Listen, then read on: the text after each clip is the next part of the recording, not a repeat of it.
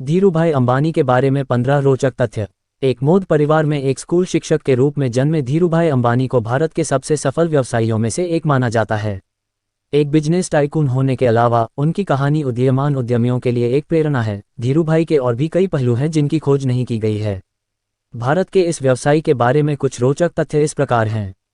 1. School teacher के घर हुआ जन्म। उनका जन्म धीरजलाल के रूप में गुजरात के जूनागढ़ शहर के एक छोटे से शहर चोरवाड़ में एक मोद परिवार में हुआ था। उनके पिता एक स्कूल शिक्षक थे।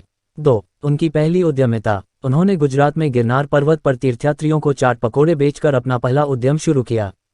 3. उसकी शिक्षा। आज के ज़माने के ज़्यादातर बिजनेसमैन के पास भारी भरकम डिग्रियां होती हैं, लेकिन क्या आप भारत के इस सबसे बड़े बिजनेस टाइकून की योग्यता के बारे में जानते हैं? ये केवल 10वीं कक्षा है। 4. उनकी पहली विदेश यात्रा। 16 साल की उम्र में उन्होंने 1955 में अपनी पहली विदेश यात्रा यमन के अदन में की, जब उन्होंने अपने भाई रमनिकलाल के साथ रहने के लिए अपना घर छोड़ दिया। 5. उनकी पहली नौकरी। अदन में रहते हुए उनकी पहली नौकरी एक गैस स्टेशन अटेंडेंट की थी। 6. उनकी पहली सैलरी। 1950 के दशक के मध्य में उन्होंने अदन में एक बेसे एंड कंपनी एंटोनिन बेसे के साथ 300 रुपये के वेतन पर काम किया।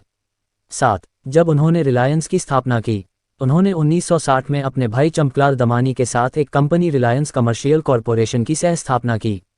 8. उनका पहला ऑफिस। उनका पहला कार्यालय 350 वर्ग मीटर में था। फीट। मुंबई के मस्जिद बंदर में नरसिंहनाथन स्ट्रीट में कमरा। कार्यालय में 2 टेबल, एक टेलीफोन और 3 कुर्सियां थीं। 9. नामकरण और पुनर्नामकरण। उनकी कंपनी का नाम और नाम अक्सर रखा गया था।